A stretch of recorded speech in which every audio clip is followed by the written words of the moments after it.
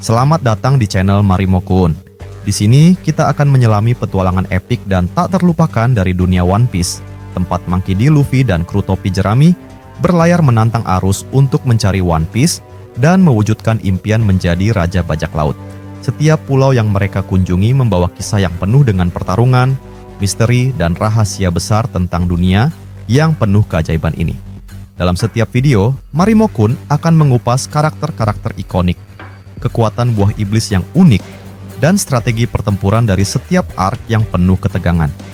Bersiaplah untuk menelusuri teori-teori mengejutkan dan fakta-fakta menarik yang mungkin belum kamu ketahui. Jadi, pastikan kamu sudah siap untuk menjelajahi dunia penuh warna dan petualangan yang luar biasa ini bersama kami. Jangan lupa subscribe dan aktifkan loncengnya, agar kamu tidak ketinggalan setiap update terbaru tentang dunia One Piece. Baiklah, mari kita mulai.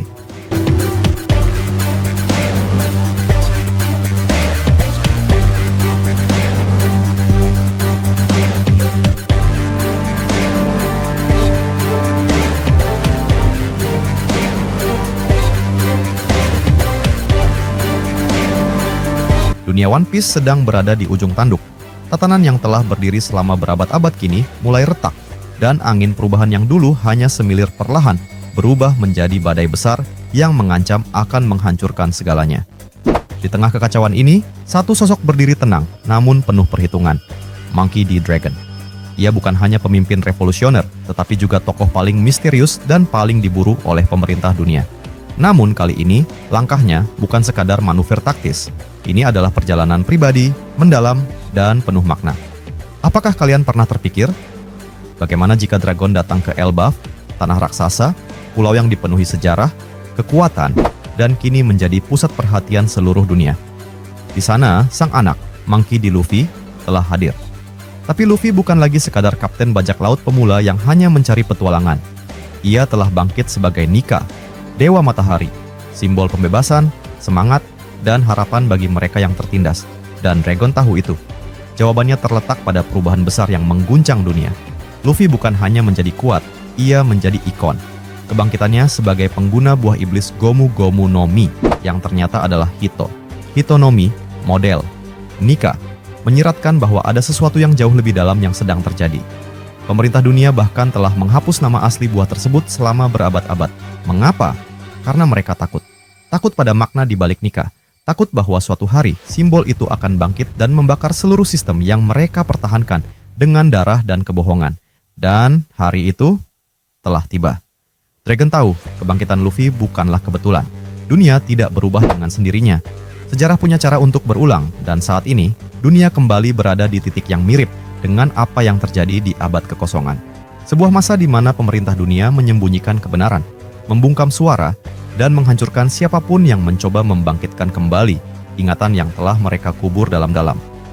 Namun, Dragon bukan orang biasa. Ia pernah menjadi bagian dari sistem itu.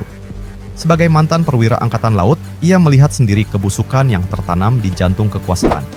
Ia melihat Ohara dihancurkan demi membungkam ilmu pengetahuan. Ia menyaksikan bagaimana pemerintah dunia membiarkan orang-orang tak berdosa menderita, sementara kaum bangsawan duduk di atas menara emas mereka, menikmati dunia yang mereka tindas. Itulah titik baliknya. Dragon memilih jalur yang tak banyak orang berani ambil. Ia menentang seluruh sistem. Ia menciptakan pasukan revolusioner. Ia menyusun strategi bertahun-tahun, membangun jaringan intelijen, dan mempersiapkan generasi baru untuk bangkit melawan. Tapi ia tahu, suatu hari akan datang simbol yang bisa menyatukan semuanya. Seseorang yang tidak hanya kuat secara fisik, tapi juga mampu menyentuh hati manusia. Dan sekarang, orang itu adalah putranya sendiri. Namun, Dragon bukan orang yang mudah terbawa emosi. Ia seorang pemikir strategis. Ia tahu bahwa meskipun Luffy kini memiliki kekuatan Nika, itu belum cukup. Ia perlu memastikan bahwa Luffy memahami tanggung jawabnya, bahwa kekuatan bukanlah tujuan akhir, melainkan alat untuk mengubah dunia. Maka, Dragon perlu bertemu langsung, untuk melihat dengan matanya sendiri apakah Luffy siap. Apakah anak itu, yang selama ini tumbuh di luar jangkauannya, benar-benar bisa menjadi cahaya yang ia tunggu selama ini. Namun, pertemuan ini tidak akan mudah. Luffy bukan tipe orang yang mematuhi perintah. Ia bebas, ia liar, ia mengikuti insting dan hatinya, bukan rencana besar atau strategi jangka panjang. Dan disitulah konflik utama akan muncul. Bayangkan Dragon, pemimpin pasukan rahasia, pembuat rencana global, mantan marinir yang telah menyaksikan kejatuhan moral dunia, berhadapan dengan Luffy yang polos, ceria, dan impulsif. Mungkin Luffy tidak akan memarahi ayahnya karena telah meninggalkannya, tapi ia juga tidak akan menerima begitu saja kehadiran seorang asing yang tiba-tiba muncul dan mengaku sebagai ayahnya. Dan bagi Dragon, itu adalah pertarungan yang lebih berat dari melawan seluruh armada pemerintah dunia. Namun di balik semua itu, Dragon membawa lebih dari sekadar kata-kata. Ia membawa informasi. Kebenaran tentang Joy Boy. Tentang masa lalu yang telah lama ditutupi. Tentang makna sejati dari nikah. Mungkin bahkan lokasi senjata kuno atau jalur menuju Raftel. Semua ini bukan sekadar teori, tapi bagian dari narasi yang lebih besar yang akan membuka mata Luffy pada kenyataan pahit dunia. Jika Dragon datang ke Elbaf, maka pertemuan ini bisa menjadi pemicu dari semuanya. Terlebih karena Elbaf sendiri bukan tempat biasa. Pulau ini mungkin menyimpan rahasia besar tentang abad kekosongan, dan para raksasa di sana memiliki tradisi dan sejarah yang terikat erat dengan dunia kuno. Dengan Pangeran Loki yang kekuatannya masih penuh misteri dan sangat destruktif, Elbaf bisa menjadi titik awal revolusi global.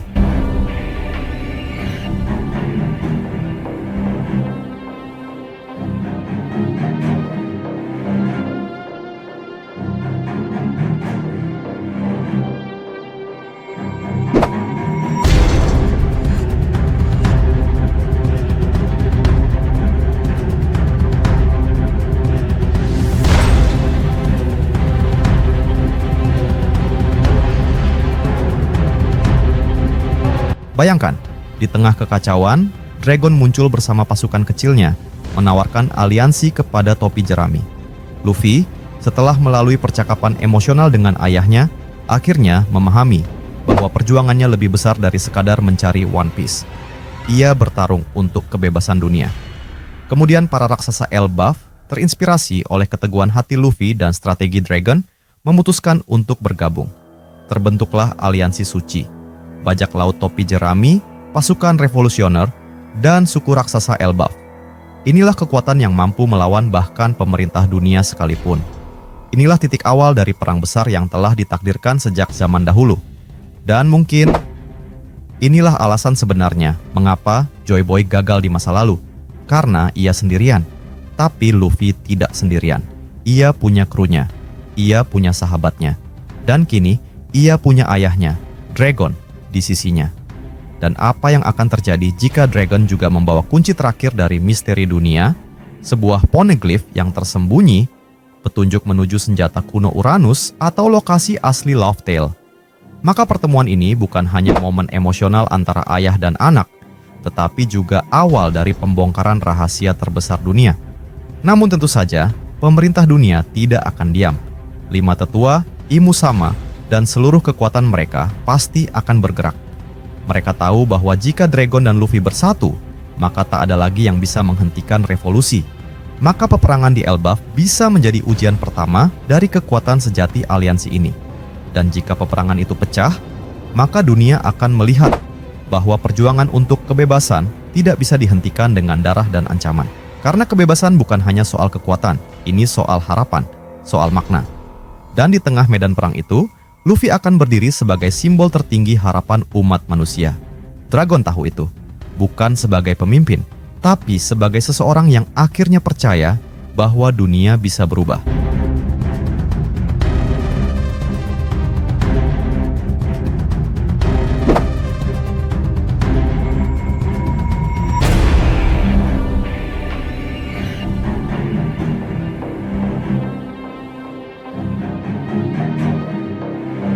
Topi jerami dan tato merah, 2 jalan, 2 simbol, 1 tujuan untuk menggulingkan dunia lama.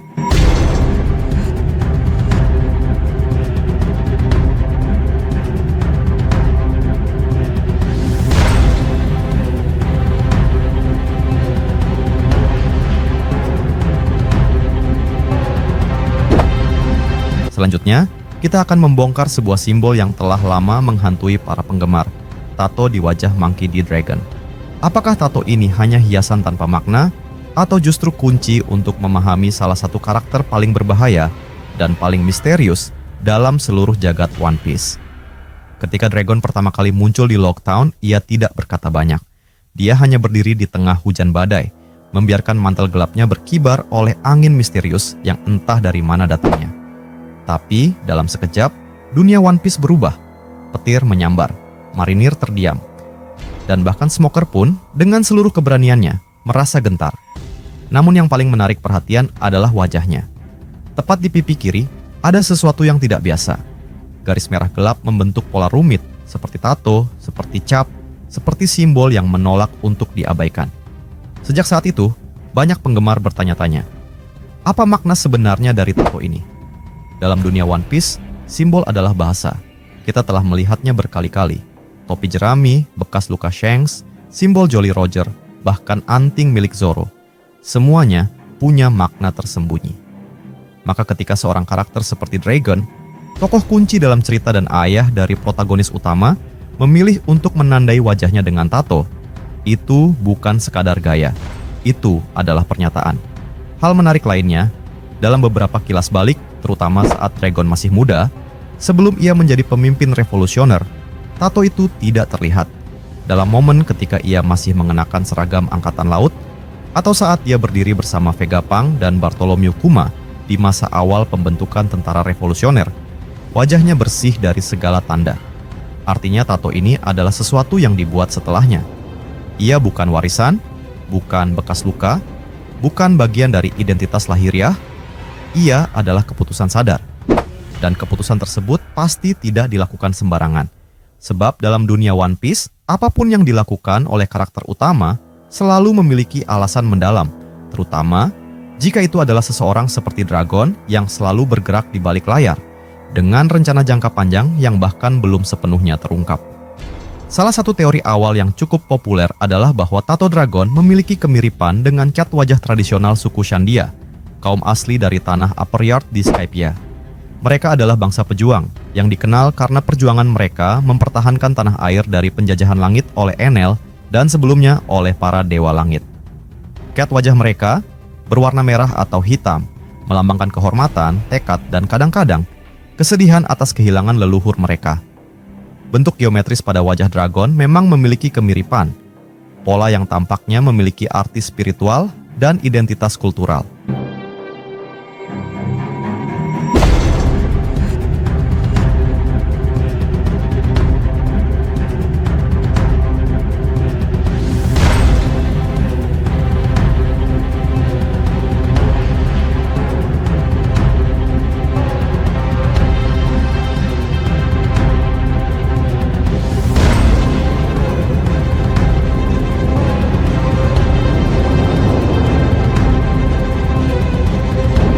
Apakah ini berarti Dragon memiliki keturunan dari Shandia? Atau mungkinkah ia mengadopsi simbol tersebut sebagai bentuk solidaritas terhadap mereka yang diperbudak dan ditindas? Mirip seperti bagaimana dia mendukung negara-negara yang ingin lepas dari cengkeraman pemerintah dunia. Jika demikian, tato tersebut bisa jadi merupakan janji. Janji bahwa dia akan menjadi suara untuk yang dibungkam, perisai bagi yang tak berdaya. Bahwa perjuangan suku Shandia akan dilanjutkan melalui dirinya dalam bentuk global. Namun ini baru permukaan. Sejak Imu Sama diperkenalkan, semua peta kekuasaan dalam One Piece berubah total. Sosok yang bahkan Gorosei pun berlutut di hadapannya. Ia tidak hanya menjadi bayangan di balik pemerintah dunia, ia adalah inti dari kegelapan itu sendiri. Dan yang lebih mengejutkan, Imu tampaknya mampu mengendalikan individu. Dalam bab-bab terbaru, Ksatria Suci, pasukan elit misterius yang melayani langsung Imu, diperlihatkan memiliki tanda atau tato di tubuh mereka. Dalam keadaan tertentu, mereka tampak seperti kehilangan kendali, seolah-olah jiwa mereka dikendalikan oleh kekuatan gaib yang tak terlihat. Saat Imu mengaktifkan sesuatu, mereka bereaksi, seolah-olah ada semacam sinyal pengendali yang bekerja. Dan disinilah letak kecemasan besar dari teori ini. Apakah tato di wajah Dragon adalah salah satu tanda pengendali tersebut? Apakah Imu pernah mencoba menandainya? Kita tahu bahwa Dragon bukanlah orang biasa. Ia adalah seorang D, Monkey D.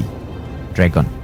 Dan seperti yang telah dijelaskan di banyak arc sebelumnya, D bukan sekadar huruf, melainkan warisan tekad. Tekad dari orang-orang yang menolak tunduk pada tirani, mereka yang selalu dianggap sebagai musuh para dewa. Jika Imu melihat Dragon sebagai ancaman besar, sangat masuk akal jika ia mencoba mengendalikannya seperti ia mengendalikan kesatria suci. Tapi dragon bukanlah boneka. Mungkin benar ia pernah ditandai. Mungkin benar Imu pernah mencoba menaklukkannya dari dalam. Namun jika itu terjadi, maka tato di wajah dragon adalah bukti perlawanan itu. Bukti bahwa ia bertarung, tidak hanya secara fisik, tetapi juga secara spiritual, dan menang. Ia menolak menjadi alat. Ia menolak dijadikan pion. Maka tato itu bukan hanya bekas luka, tapi segel. Segel yang menahan pengaruh Imu. Segel yang menjauhkan dragon dari kontrol penuh kekuasaan tertinggi. Sebuah pelindung yang mungkin diciptakan melalui pengetahuan kuno, mungkin dari Ohara, mungkin dari teknologi Vegapunk, atau bahkan dari peninggalan Joy Boy. Teori lain menyebut bahwa pola tato tersebut bukan hanya simbol atau bekas luka, tapi peta. Pola rumitnya bukan tanpa alasan. Garis-garis yang saling berpotongan bisa jadi merupakan koordinat, arah, atau bahkan jalur tertentu menuju sesuatu yang sangat penting. Seperti Road Poneglyph, tapi dalam bentuk hidup. Mungkin dragon adalah penyimpan peta yang hanya bisa dibuka oleh orang yang tepat, mungkin oleh Luffy, atau oleh seseorang yang mewarisi kehendak tertentu. Teori yang lebih menyeramkan muncul. Bagaimana jika tato itu bukan pelindung, tapi segel yang menahan sesuatu di dalam tubuh dragon? Sesuatu yang bukan hanya kekuatan, tetapi juga kutukan atau warisan dari peradaban kuno. Jika segel itu pecah, baik karena usia, pertarungan, atau campur tangan luar, mungkinkah dragon akan berubah? Mungkinkah kekuatan dalam dirinya akan lepas kendali? Dan yang lebih mengerikan, mungkinkah ia menjadi senjata terakhir pemerintah dunia tanpa dia sadari?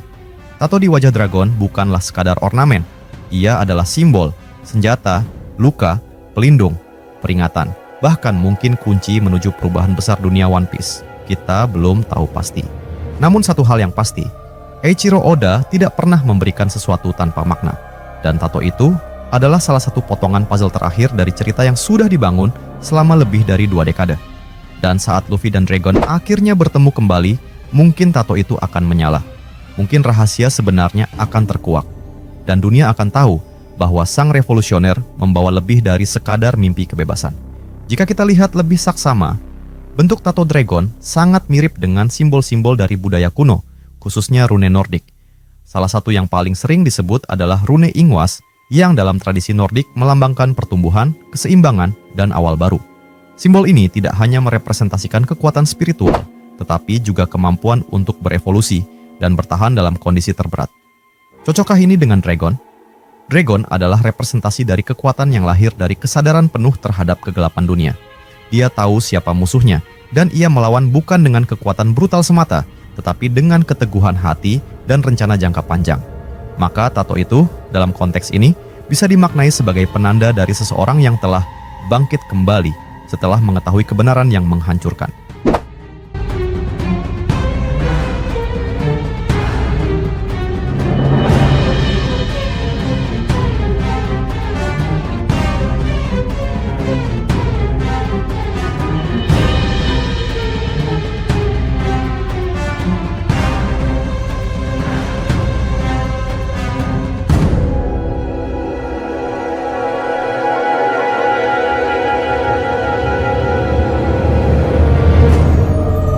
Tidak bisa dipungkiri bahwa Monkey D. Dragon memiliki pengetahuan luar biasa mengenai sejarah dunia. Tidak hanya karena dia adalah anak dari Monkey D. Garp, tetapi karena dia memiliki gelar D. Nama keluarga yang misterius ini telah dikaitkan dengan kehancuran pemerintah dunia di masa lalu dan kemungkinan besar juga akan menjadi kunci dari kejatuhan mereka di masa depan. Lalu, bagaimana jika tato itu adalah lambang dari pengetahuan yang telah diperolehnya? Bukan hanya pengetahuan biasa, tetapi pengetahuan tentang Void Century, tentang kerajaan besar yang pernah ada sebelum pemerintah dunia, tentang Joy Boy, tentang senjata kuno, dan tentu saja, tentang Imu Sama. Jika tato itu adalah semacam segel pelindung atau simbol kuno yang hanya bisa dibuat oleh mereka yang memiliki akses ke pengetahuan ini, maka ia menjadi lebih dari sekadar tanda. Ia adalah bukti. Bukti bahwa Dragon tahu kebenaran dan telah membuat keputusan untuk melawannya. Dengan semua petunjuk ini, semakin jelas bahwa Dragon bukan hanya sekadar pemimpin pemberontakan global. Dia adalah seseorang yang telah menghadapi kekuatan tergelap di dunia dan selamat. Ia tahu siapa Imu Sama. Ia tahu sejarah yang dihapus dan ia tahu apa yang dipertaruhkan. Tato di wajahnya bukanlah simbol gaya, itu adalah simbol perlawanan. simbol yang menandakan bahwa ia telah melihat kebenaran dan bahwa ia tidak akan berhenti sampai dunia bebas dari tirani. Lalu, bagaimana dengan Luffy? Apakah sebagai anak dragon, dia juga akan mendapatkan tato serupa suatu hari nanti? Kemungkinan besar, tidak. Luffy adalah sosok yang sangat berbeda dari ayahnya. Jika dragon adalah lambang pengetahuan, rahasia, dan strategi, maka Luffy adalah lambang kebebasan, spontanitas, dan keberanian murni. Luffy tidak dibebani oleh trauma masa lalu atau misi tersembunyi. Ia tidak berjalan di jalur yang telah disiapkan orang lain. Jalannya adalah jalannya sendiri. Dan disitulah letak keunikan Luffy. Ia tidak memerlukan simbol untuk menyatakan siapa dirinya. Ia tidak membutuhkan tato untuk memperlihatkan bahwa ia melawan ketidakadilan. Simbol Luffy sudah ada, topi jerami. Topi yang ia warisi dari Shanks, yang pada gilirannya mendapatkannya dari Goldie Roger. Topi itu adalah janji, adalah kenangan, adalah semangat petualangan dan kebebasan. Dengan terungkapnya Gear 5, kita mengetahui bahwa Luffy bukan hanya seorang bajak laut. Ia adalah perwujudan langsung dari Dewa Matahari, Nika, simbol tertinggi dari tawa, harapan, dan kebebasan. Ia adalah antitesis dari Imu Sama yang mewakili kekuasaan, ketakutan, dan kendali mutlak. Dalam konteks ini, keberadaan Luffy sendiri adalah perlawanan. Tidak perlu tato, tidak perlu simbol kuno. Tawa Luffy adalah senjatanya. Kegembiraannya adalah pelindungnya. Dan keberadaannya yang tak bisa dikekang atau dikendalikan adalah ancaman terbesar bagi Imu. Jika benar tato dragon adalah simbol pengetahuan kuno atau perlindungan dari Imu Sama, maka itu memperkuat satu hal. Dragon tahu, dia tahu lebih dari siapapun. Dan dia telah menyatakan perang, jauh sebelum siapapun menyadarinya. Sementara itu, Luffy, tanpa beban masa lalu, dengan topi jeraminya dan senyum lebarnya, menempuh jalannya sendiri menuju kebebasan. Dua pendekatan yang berbeda, namun menuju tujuan yang sama, dunia yang bebas dari kendali mutlak. Tato Dragon tetap menjadi misteri. Tapi dalam dunia One Piece, setiap simbol, setiap tanda, memiliki makna. Dan mungkin suatu hari nanti kita akan mengetahui dengan pasti apa makna sejati tato itu. Sampai saat itu tiba, kita hanya bisa berspekulasi. Dan terus menyelami lautan misteri yang telah diciptakan oleh Eiichiro Oda. Dunia One Piece bukan hanya tentang petualangan, tapi juga tentang sejarah, kebenaran tersembunyi, dan perlawanan terhadap penindasan. Bagaimana menurut kalian? Apakah tato dragon adalah simbol perlindungan, kendali, atau keduanya sekaligus? Apakah itu terkait dengan D, Joy Boy, atau teknologi kuno yang belum kita pahami sepenuhnya?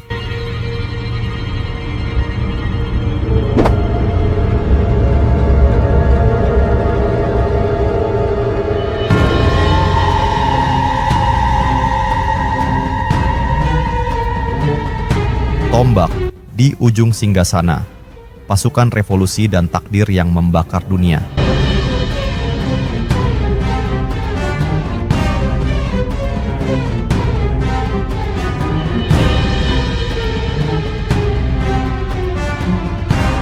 Bayangkan sebuah dunia yang telah dikunci selama berabad-abad. Dunia di mana sejarah dimutilasi, kebenaran dikubur, dan suara-suara yang berani berbicara dibungkam tanpa ampun. Dunia itu bukan lagi sekadar latar kisah fiksi, itu adalah kenyataan brutal dalam semesta One Piece. Dan di tengah belitan konspirasi purba, manipulasi global, serta kontrol absolut oleh satu entitas bayangan bernama Imu Sama, satu kekuatan terus bergerak dalam gelap, diam, dan perlahan. Namun pasti, pasukan revolusioner. Tidak seperti Yonko yang mengejar dominasi atau angkatan laut yang mempertahankan status quo. Pasukan revolusi bukanlah kekuatan yang berjuang untuk tahta. Mereka berjuang untuk membakar singgasana itu hingga menjadi abu. Mereka adalah pasukan tak resmi, tak berseragam rapi, tak diangkat oleh sistem manapun. Tapi justru, karena itulah mereka bebas. Bebas untuk menjadi ancaman terbesar bagi pemerintah dunia.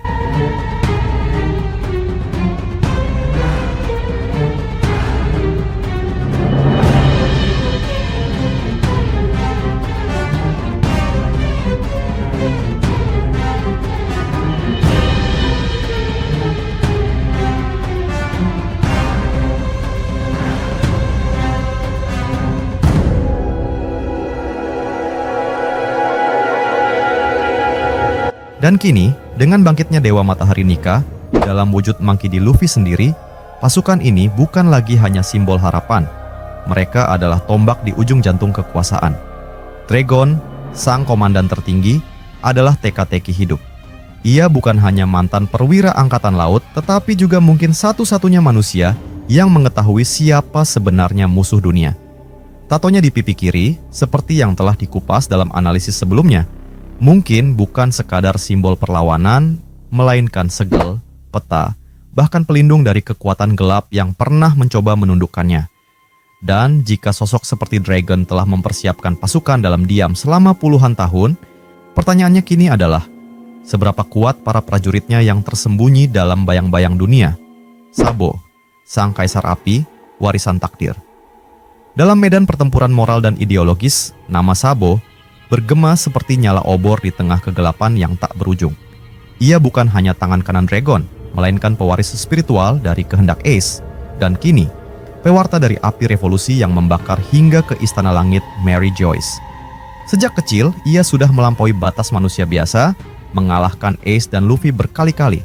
Tapi sejati kekuatannya tidak terletak pada kemampuan bertarung saja, melainkan pada kemampuan untuk menyulut pemberontakan dengan tekadnya. Dengan menguasai Mera-Mera no Mi, serta kombinasi teknik Ryusoken dan dua jenis haki, Sabo adalah kombinasi sempurna dari kekuatan destruktif dan kecerdasan taktis. Ia mampu menembus ruang takhta kosong, sebuah lokasi yang tidak seharusnya diketahui siapapun, lalu bertahan hidup dari serangan entitas tertinggi dunia, tanpa peralatan medis, hanya dengan kehendak untuk hidup dan menyampaikan kebenaran.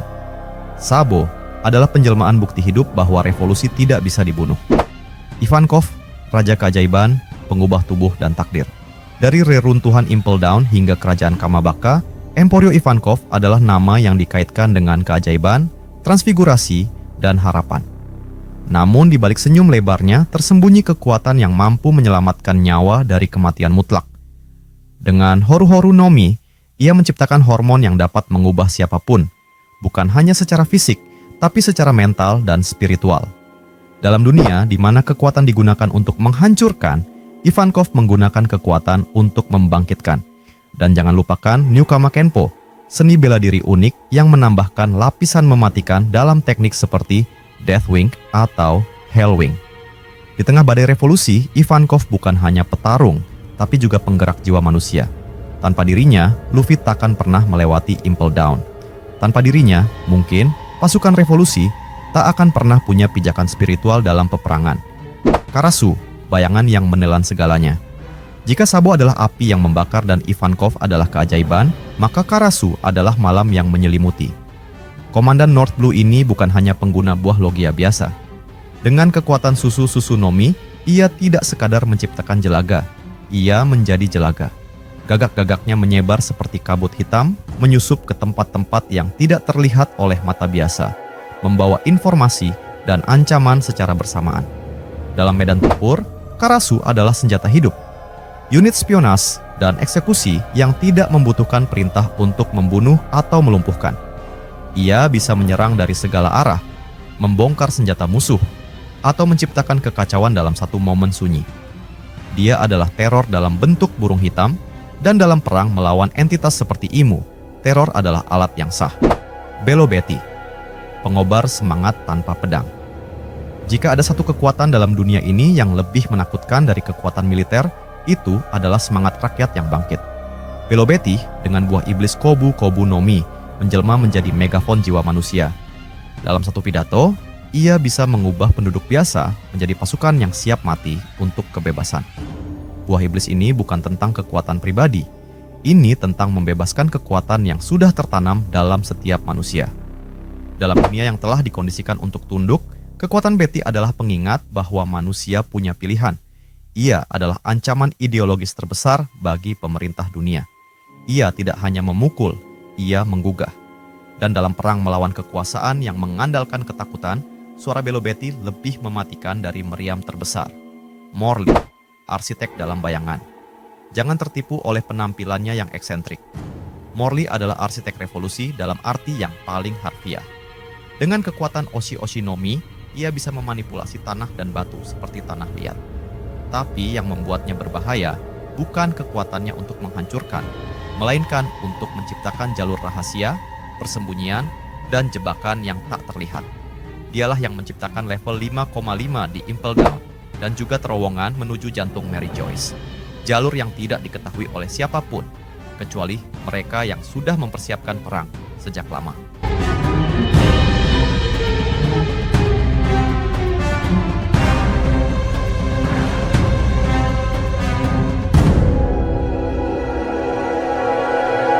Lindbergh, inovator, ilmuwan, prajurit.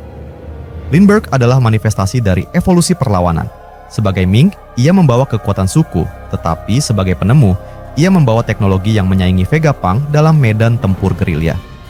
Dengan senjata laser, jetpack, dan gadget lainnya, ia meretas batasan konvensional antara kekuatan dan kecerdasan. Ia adalah pionir yang membuktikan bahwa revolusi bukan hanya urusan otot dan tekad, tapi juga sains. Para wakil, bayangan di balik bayangan.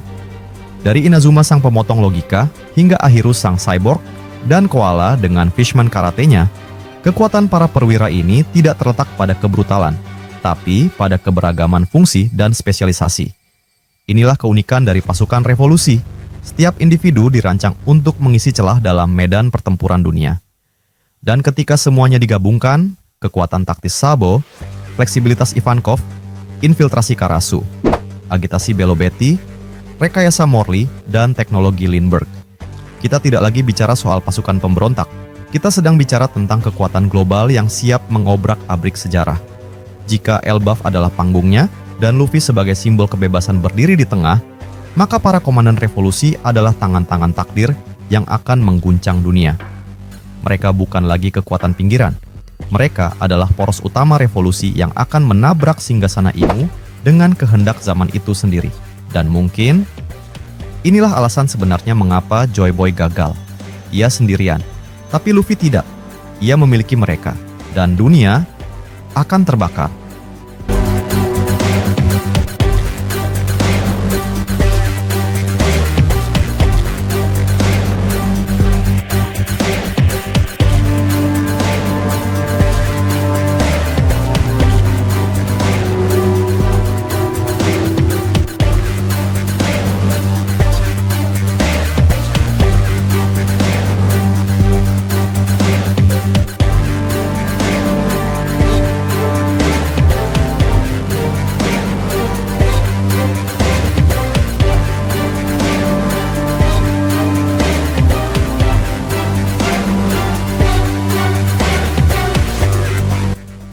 Terima kasih sudah nonton sampai akhir. Jangan lupa kasih like kalau kalian suka konten ini, share ke teman-teman kalian yang juga suka One Piece, dan tentunya subscribe biar kalian nggak ketinggalan video terbaru dari Marimo Kun. Kalau ada teori, fakta, atau topik lain seputar One Piece yang kalian pengen kita bahas, langsung tulis aja di kolom komentar. Sampai jumpa di pembahasan berikutnya, dan teruslah berlayar bersama kru Mugiwara. Salam nakama!